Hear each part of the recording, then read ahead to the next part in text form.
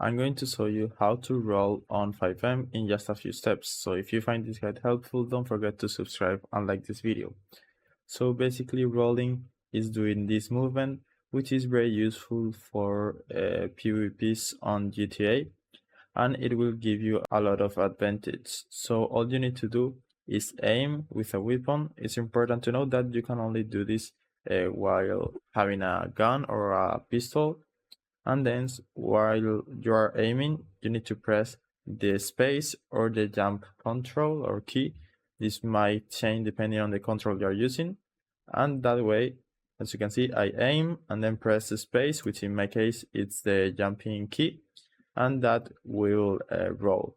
So it has some cooldown. You can't just keep rolling as much as you want. It has like a 5 seconds cooldown, and that's it. So I hope it was helpful, and thanks for watching.